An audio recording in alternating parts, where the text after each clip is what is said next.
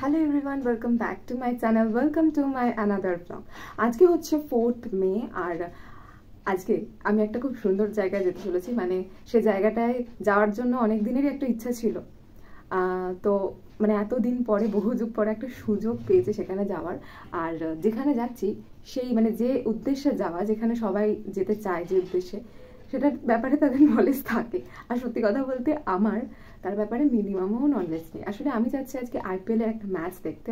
তো যারা ক্রিকেটের খুব বড় ফ্যান, যারা খেলা দেখো, যারা আইপিএল দেখো, টি20 দেখো, সবকিছু দেখো মানে ক্রিকেট সম্বন্ধে, তো তারা জানবে আজকে কাদের ম্যাচ রয়েছে। আমিও জানি, যেহেতু যাচ্ছি তাই জানতে তো হবেই আজকে কাদের কাদের খেলা রয়েছে।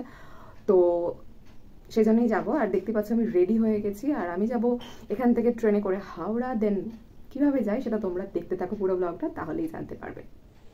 প্রথমেই ট্রেনে করে চলে যাই হাওড়া স্টেশনে, তারপর সেখান থেকে লঞ্চে করে চলে যাই বাবুঘাটে।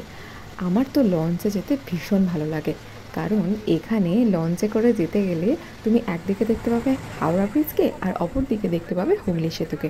তোমরা কারা কারা লঞ্চে চড়তে ভালোবাসো অবশ্যই কমেন্টে জানিও। বাবুঘাটে নেমে আমরা হাঁটতে হাঁটতে চলে যাই ইডেন গার্ডেন্সের দিকে। দেখতেই পাচ্ছ কতটা ভিড় ঠেলে ঠেলে সামনের দিকে যেতে হচ্ছে। আসলে আমাদের গেট নাম্বার ছিল 4, তো 4 নম্বর গেটের দিকে যেতে গেলে একটু সামনের দিকে যেতে হবে। আর যেতে যেতেই যাওয়ার পথে কিনে নিয়েছিলাম KKR-এর এই ব্যান্ডগুলো। তারপরে আমরা পৌঁছে যাই গেট নম্বর 4A-তে। এখানে আমাদের আরও দুটো বন্ধু ওয়েট করছিল আমাদের জন্য। তারপরে আমরা ভিতরে ঢুকে যাই, আর আমাদের যেখানে সিট ছিল সেখানে আমরা পৌঁছে যাই। প্রায় 5 তলার উপরে আমাদের উঠতে হয়েছিল, কিন্তু ভিতরে ঢোকার পরে অ্যাম্বিয়েন্সটা দেখে বিশ্বাস করো এত সুন্দর লাগছিল যে তোমাদেরকে আমি ভাষায় প্রকাশ করতে পারবো না। যতটা পেরেছি ততটা ক্যাপচার করার চেষ্টা করেছি। আশা করি তোমরা বুঝতে পারছো যে কতটা সুন্দর লাগছিল। ব্যাকগ্রাউন্ড মিউজিকটা দিতে পারছি না, না হলে আরও ভালোভাবে বুঝতে পারতে যে ভিতরে গেলে কীরকম সব কিছু গম গম করছিল। তো এইদিক ওইদিক অনেক রকম ভিডিও ফটো তোলার পরে ঠিক 3:30-র সময় শুরু হয়ে যায় ম্যাচ। আর প্রথমে ব্যাটিং ধরেছিল KKR। এখান থেকে বসে আমি শুধুমাত্র ভিউটা এনজয় করছিলাম, আর চারিপাশের এই যে গম গম যে ভাবটা, এটাকে অনুভব করছিলাম। কারণ না, আমি তো খেলার কিছুই বুঝি না।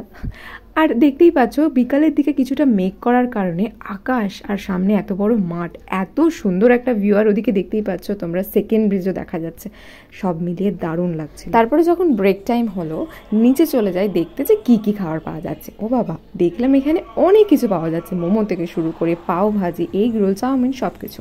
কিন্তু আমি খেলাম শুধুমাত্র একটা কোল্ড ড্রিঙ্ক। ব্রেক টাইম শেষ হওয়ার পরে আবার শুরু হয়ে যায় রীতিমতো খেলা। তো এইবারে ধরেছিল ব্যাটিংয়ে রাজস্থান আর বোলিং করছিল KKR। খেলা কিন্তু বেশ জমে উঠেছিল সেকেন্ড টাইমে।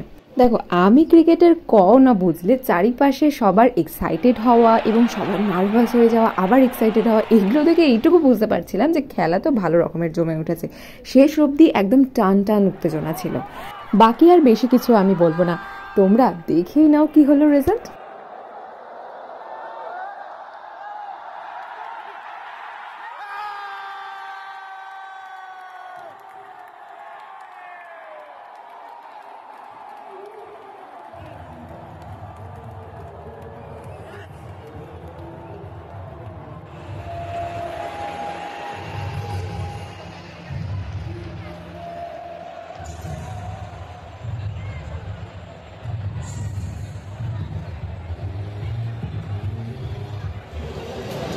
তো ম্যাচ শেষ, আর KKR তো জিতেছে যেমনটা তোমরা দেখলে।